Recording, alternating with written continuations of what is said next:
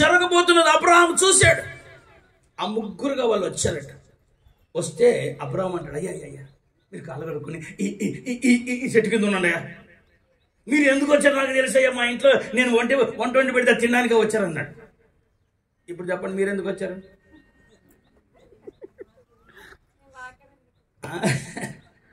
వాక్యం వినడానికి వచ్చారు. చాలా థ్యాంక్స్ అమ్మా, ఒక్కదాన్ని దొరికావు. అయితే విషయం ఏంటంటే, ఎందుకు వచ్చావో తెలుసా, మీరు భోజనం చేయడానికి వచ్చారు, మీరు ఆ నిమిషం ఇక్కడ రెస్ట్ తీసుకోండి అని చెప్పేసి టక్ టక్ టక్ టక్ టక్ టక్ వంట చేసి పెట్టాడు. అంటే నిజానికి మనం దేవునికి ఇవ్వగలిగింది ఏమి ఇస్తామండి? ఏదో అబ్రహాం ఆ మాట అన్నాడు అంటే, అబ్రహాం లోతుల్లో ఉన్న ఆనందం ఏంటే, నా ఇంటికి వచ్చిన నీవు చేతులు కడుక్కుండా వెళ్తావా, భోజనం చేయకుండా వెళ్తావా అని ఆ ఆతిథ్యం ఇవ్వడానికి ఎంతో ప్రేమ. దాన్ని బట్టి ఇవ్వడంలో ప్రేమ ఉందా, తీసుకోవడంలో ప్రేమ ఉందా? చెప్పండి చెప్పండి చెప్పండి. ప్రేమ అంటే ఇచ్చేదే తీసుకునేదే. దేవుడు లోకాన్ని ఎంతో ప్రేమించాడు కాగా తన అద్వితీయ కుమారుడిగా పుట్టిన ఏకైక కుమారుణ్ణి తీసుకున్నాడా, ఇచ్చాడా? ఎస్. ప్రేమ అన్న చోటల్లా ఇవ్వడమే ఉంటుంది. అసలు ఈ లోకంలో నిజమైనటువంటి ప్రేమ ఏదో తెలుసా? యేసయ్య ప్రేమ. దేవుడు ప్రేమ స్వరూపుడి. ఆయన ఏం చేశాడు ఈ లోకానికంటే, ఆయన తన ప్రాణాన్నే ఇచ్చాడు. ఏ దేవుడు తన బిడ్డల్ని ఏమడిగాడో తెలియదు కానీ నా దేవుడు మాత్రం అడక్కు మునిపే ప్రాణం ఇచ్చి నీ ప్రాణాన్ని కాపాడాడు. ఆయన నిజమైన ప్రేమ గలవాడు. అయితే వాక్య భాగంలో చూస్తే ప్రియులారా, అబ్రహాం ఇంటికి వచ్చిన ఆ దేవాతి దేవునికి అబ్రహాము చక్కగా భోజనం పెట్టాడు. తర్వాత అబ్రహాంని దేవుడు దీవించి తిరిగి వెళ్తా ఒక మాట అన్నాడండి. చదవండి ఒకసారి ఆ మాటను. ఆదికాండం 18వ అధ్యాయంలో 17వ వచనం చూడండి. అప్పుడు యెహోవా నేను చేయబోవు కార్యము అబ్రహామునకు దాచెదను. అబ్రహాము ఇంటి దగ్గర భోజనం తిన్న తర్వాత అబ్రహాంతో అంటాడు, అబ్రహాం గురించి దేవుడు మనసులో అనుకుంటాడు, నేను ఏం చేయబోతున్నాను అబ్రహాంకి చెప్పకుండా ఎట్లా పోతాను? ఏమండి, ఇద్దరు స్నేహితులు మాట్లాడుకున్న తర్వాత ఇతని దగ్గర ఏముందో ఆయనకి తెలుస్తుంది, ఆయన దగ్గర ఏముందో ఈయనకి తెలుస్తుంది. అంటే ఇద్దరు అంత ఓపెన్ గా మాట్లాడుకుంటారు. ఇప్పుడు అబ్రహాంతో దేవుడు మాట్లాడుకున్న తర్వాత అబ్రహాముని గురించి దేవుడు అంటాడు, అరే నేను చేయబోతున్నది అబ్రహాంకి చెప్పకుండా ఎట్లా వెళ్తాను, అబ్రహాం ఇంత బాగా నాకు భోజనం పెట్టాడని చెప్పి అబ్రహాంతో అన్నాడు, అబ్రహాం ఏం ప్రభా, ఏం లేదు, ఆ సొదొమ గొమొర్రా ఉందే అది నా సన్నిధిలో చెడిపోయింది, అది నాకు చాలా ఆయాసం అనిపిస్తుంది, నాకు దాని విషయమై చాలా బాధపడుతున్నాను అని చెప్పి. ఇప్పుడు మీరు మీ భాషలో చెప్పనివ్వండి. టమాటాలు చాలా ఎక్కువ రేటు పెరిగాయి. పుచ్చిపోయిన టమాటాలు ఉన్నాయి, 2 రేటు పెరిగాయి. ఒక 100 రూపాయలు కేజీ ఉందనుకోండి. ఆ పుచ్చిన టమాటాలు మీరు ఏం చేస్తారు, కొంచెం ఇట్లా చూసి చెప్పాలి తల్లి. ఇప్పుడు బిర్యానీ వండుతున్నాం, సడన్గా ఒక ఈగొచ్చి వాలింది, ఏం చేస్తాం? బిర్యానీ తీసుకెళ్ళి దిబ్బలేస్తామా? అంటే మనకున్న సిస్టమ్ ఏంటంటే, మిగిలినది మనకు ముఖ్యమైనప్పుడు చెడినది మాత్రమే తీసి పాడేస్తాం. ఈ లోకంలో ఉన్న ప్రజలు మానవాళి దేవునికి ముఖ్యము గనుక దేవుడు లోకాన్ని నాశనం చేయడానికి రాలేదు, లోకంలో నాశన స్వభావం ఉన్న వాడిని తీసి పాడేయడానికి వచ్చాడు. అయితే నశించిన లోకాన్ని వెతికి రక్షించడానికి వచ్చాడు. మనం టమాటాల్లో పుచ్చింది తీసేసి మిగిలింది వాడుకుంటాం. ఒక కాలుకి ముళ్ళు గుచ్చుకొని సెప్టిక్ అయిపోతే డాక్టర్లు ఏం చేస్తారు? ఏం తీస్తారు? కొట్టి పడాడు మన కాలు తీసేస్తారు, చెయ్యి తీసేస్తారు, ఇది తీసేస్తారు. కానీ దేవుడు కూడా సొదొమ గొమొర్రాని బట్టి లోకాన్ని అంతా నాశనం చేయడానికి ఆయన ఇష్టపడలేదు. ఎందుకంటే ప్రమాణం చేశాడు, నేను నాశనం చేయనని నోవాహు కాలంలో ప్రమాణం చేశాడు. కాబట్టి దేవుడు ఏం చేస్తున్నాడంటే సొదొమ గొమొర్రాని తీసి పాడేయాలనుకుంటే అబ్రహాం బాగా భోజనం పెట్టి, అయ్యా ఏమిటి అబ్రహాం నువ్వేం కంగారు పడుతున్నావు? ఏం లేదయ్యా, ఒకవేళ నువ్వు తీసేటప్పుడు నీతిమంతులు కూడా పోతారేమో, అని ఇక అబ్రహాం దేవునితో బేరం ఆడుతున్నాడు. ఒక 40 మంది ఉంటే కాపాడతావా అంటే, ఇప్పుడు దేశక్షేమం ఎంతమంది మీద ఆధారపడింది చెప్పండి? ఒక 50 మంది మీద ఆధారపడింది. నాకు అనిపిస్తుంది మీ స్క్రిప్చర్ చదివినప్పుడల్లా ఒక దేశం, ఒక సొదొమ గొమొర్రా ప్రాంతం కాపాడబడ్డానికి దేవునికి ఒక 50 మంది కావాలంట. మరి ఇది ఎంతమంది ఉన్నారు? 100 మంది పైనే ఉన్నాడు. మావాడు ముందే లెక్క పెట్టుకొని అన్ని చూసుకుంటాడు. కుర్చీలు తెచ్చిపెట్టి, కుర్చీలు అన్ని నిన్నాయి కాబట్టి అందుమంటుంటాడు అనుకుంటాడు. అయితే నేనేమంటున్నానంటే, ఒక 50 మందిని బట్టి సొదొమ గొమొర్రా లైఫ్ ఉంటే మళ్ళా అబ్రహాం 50 మంది లేరా? 40 మంది ఉంటే కాపాడతావా? 40 మంది ఉంటే అంటే 40 మంది కూడా లేరా? మరి 30 మంది ఉంటే కాపాడతావా? ఈ మాట్లాడుతూ మాట్లాడుతూ మాట్లాడుతూ మాట్లాడుతూ అబ్రహాం ఏం చేశాడు చూడండి ఒకసారి. 22వ వచనం.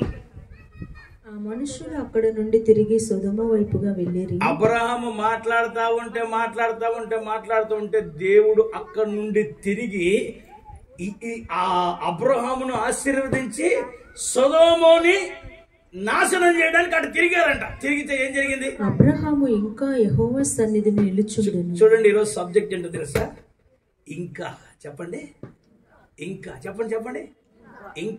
ఇంకను లేదా ఇంకా అంటే ఇంత కష్టాలు వచ్చినా, ఇన్ని వార్తలు వినబడుతున్నా, ఇంత భయంకరమైన పరిస్థితులు వినబడుతున్నా, ఒక సేవకుడు, ఒక నాయకుడు, ఒక విశ్వాసులకు తండ్రి అని పిలువబడుతున్న అబ్రహాము అంత ప్రమాదాన్ని తప్పించడానికి ఇంకా దేవుని సన్నిధిలో నిలబడి ఉన్నారట. గట్టిగా హల్లెలూయా చెప్పండి. అంటే ఈ రోజు ఆశీర్వాదం అనేది కుటుంబాల్లో ఎక్కడుందో తెలుసా? అబ్రహాముని అడిగితే, అబ్రహాం లోతును ఎలా కాపాడుకోగలిగావు? లోతు కుటుంబంలో ఒక దీవెన పదంగా నువ్వు ఎలా చేసుకోగలిగావు అంటే, అగ్నిగంధకాల చేత లోతున్న సొదొమ గొమొర్రా అంతా నాశనం అవుతుంది, కానీ వారిని కాపాడడానికి నేను ఇంకా దేవుని సన్నిధిలో నిలబడ్డాను. ఈరోజు నేను చెప్తున్నాను ప్రియులారా, ఒక తల్లిగా, ఒక తండ్రిగా నీ కుటుంబం క్షేమంగా ఉండాలంటే ఆస్తులు కూర్చిపెట్టడం కాదు, మేడలు మిద్దలు కట్టడం కాదు. ఒక తల్లి, ఒక తండ్రి, ఒక సంఘ కాపరి, దేవుని బిడ్డలు దేవుని సన్నిధిలో ఉన్నంత వరకు వారి కుటుంబాలకి ఏ నాశనం రాదు. అందుకని ఈరోజు నేను ఏమంటున్నాను తెలుసా? అబ్రహాం దేవుని సన్నిధిలో ఇంకా నిలిచి ఉన్నాడట. ఎందుకు అబ్రహాం నిలబడిన సంగతి దేవాతి దేవుడు చూసి ఏం చేస్తున్నాడు తెలుసా? తక్షణమే దేవదూతల్ని సొదొమ గొమొర్రాలో ఉన్న లోతు కుటుంబానికి పంపించి ఆ కుటుంబాన్ని అగ్నిగంధకాల నుంచి బయటికి తీసుకొని వచ్చాడు. అయితే ఈరోజు నేను ఏమంటున్నాను తెలుసా? ఇంకా ఒక వ్యక్తి దేవుని సన్నిధిలో నిలబడడం వల్ల ఒక కుటుంబానికి ఆశీర్వాదం కలిగింది. ఈరోజు నేనేమంటున్నాను అంటే, మీలో కూడా మీ కుటుంబానికి, మీ వ్యక్తిగత జీవితాలకి మేలు కలగాలని మీరు కోరుకుంటే ఒకే ఒక పని, ఇంకా దేవుని సన్నిధిలో ప్రార్థించే వారిగా నిలబడండి. ఎవరైతే ఇంకా దేవుని సన్నిధిలో ప్రార్థిస్తారో వారి ప్రార్థనలు దేవుడు విని వారి పిల్లల తరాలని దేవుడు ఆశీర్వదిస్తాడు. నంబర్ 1. నంబర్ 2, ఇంకా నేను మాటల గురించి ఇంకొక 2 విషయాలు చెప్పనివ్వండి. ఆ రోజు ఓ తల్లి వాళ్ళకున్న అలవాటు చొప్పున సంవత్సరం ఆ షిలోహు అనే ప్రాంతానికి వచ్చి ఆ ప్రార్థనలు చేసుకొని చివరికి వెళ్తా ఉంటారు. ఎంత ఉంటే ఆ చివరి రోజు కానుకలు సమర్పిస్తుంటారు కదా. ఆ కానుకలు సమర్పించేటప్పుడు ఇది నా కానుక, ఇది నా పిల్లల కానుక, ఇది నీ కానుక, ఇది నీ పిల్లల కానుక అని తీసుకుంటున్నారు. ఈమె దగ్గరకు వచ్చేసరికి నీ కానుక, నీకు పిల్లలు లేరు కదా అనగానే పక్కనే నవ్వుతుంది. అంటే ఈ లోకంలో ఎంత బాధ అంటే, లేనోళ్ళు చూస్తే ఉన్నోడు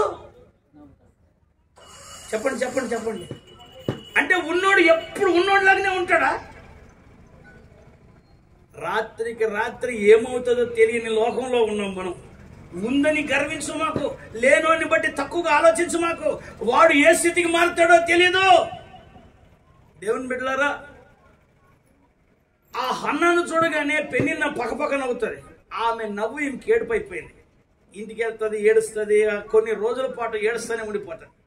ఒక సమయం వచ్చింది, ఆమె మళ్ళా ఆ రోజులాగే వాళ్ళ భర్త అనుకుంటాడు, ఈరోజు ఏడుస్తుంది అనుకుంటున్నాడు. కానీ ఆమె నిజంగానే ఏడ్చింది.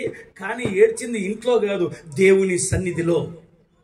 ఈరోజు నేను చెప్తున్నానండి, ఎక్కడ ఏడిస్తే, ఎక్కడ నిలిస్తే మన సమస్య పోతుందో ఆ సంగతి మీరు తెలుసుకుంటే మీ కుటుంబానికి మేలు చేసిన వారు అవుతారు.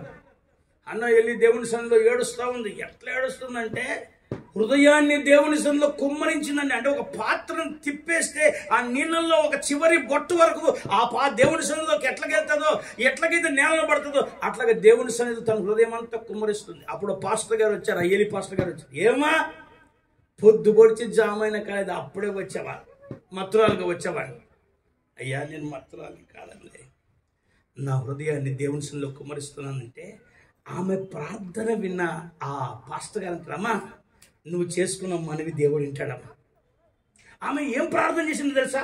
నాకు ఒక్క కుమారుడిని ప్రభా నీకు ఇచ్చేస్తానంటాడు. ఏమంటది?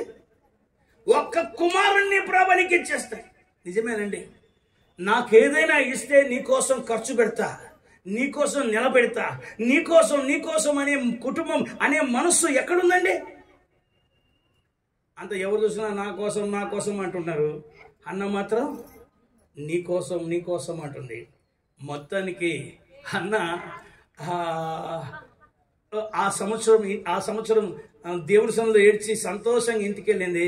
దేవుడు ఆమెను దర్శించాడు, కుమారుడు పుట్టాడు. ఆయనకి ఏం పేరు పెట్టిందండి? ఇక్కడ ఆమె సంగతి ఒకసారి చూడండి. సమూయేలు మొదటి గ్రంథం 1వ అధ్యాయం 24వ వచనం. పాలు మాన్పించిన తర్వాత అతడు ఇంకా చిన్నవాడై ఉండగా. ఇప్పుడు ఇక్కడ నేను చెప్పదలిచిన విషయం ఏంటంటే, ఒక వ్యక్తి ఇంకా దేవుని సన్నిధిలో నిలబెట్టాడు. ఒక తల్లి ఆ కుమారుణ్ణి దేవుని సన్నిధికి తీసుకెళ్లేటప్పుడు ఎట్లా తీసుకెళ్ళిందంటే, వాడు ఇంకా చిన్నవాడై ఉండగా ఏం చేశాడు? ఆమె ఆ బాలుని ఎత్తుకొని 3 కోడెలను, తూమెడు పిండెను, ద్రాక్ష రసపు తిత్తిని తీసుకుని షిలోహులోని మందిరమునకు వచ్చింది. నాకు అక్కడ కనిపించిన మాట ఏంటంటే, అబ్రహాం ఇంకా దేవుని సన్నిధిలో నిలబడ్డాడు, లోతు కాపాడబడ్డాడు, లోతు కుటుంబం కాపాడబడింది. ఈమె ఇంకా చిన్నవాడిగా ఉన్నప్పుడే దేవుని సన్నిధికి తీసుకొచ్చి వదిలేశారు. అంటే ఇక్కడ ఏం కనబడుతుంది? ఒక ఇంకా ప్రార్థన కనబడుతుంది, ఒక ఇంకా సమర్పణ కనబడుతుంది. ఏమండి, ఒక కుటుంబంలో ఎన్ని ఇంకాలు కావాలి? ఇప్పుడు ఒకటి ప్రార్థన అనే ఇంకా, రెండవది సమర్పణ అనే ఇంకా. ఇక్కడ ఏం జరిగిందంటే, చిన్న పిల్లడు ఇంకా చిన్నోడుగా ఉన్నప్పుడు లే అంటే మమ్మీ ఆగలేస్తాను లేపి వాడిని తీసుకెళ్ళి దేవుని మందిరంలో అప్పగిస్తే వాడు ఇంకా పాలు ఇంకా జస్ట్ చేయి. కానీ విచిత్రం ఏంటో తెలుసా? నాకెంత వండరు. గొప్ప వాళ్ళకే పుడతారా? అద్భుతమైన విషయం, ఆ దేవుని మందిరంలో లేవీయులైనటువంటి ఏలి పిల్లల్ని వాళ్ళందరినీ పక్కన పెట్టి ఎక్కడి నుండో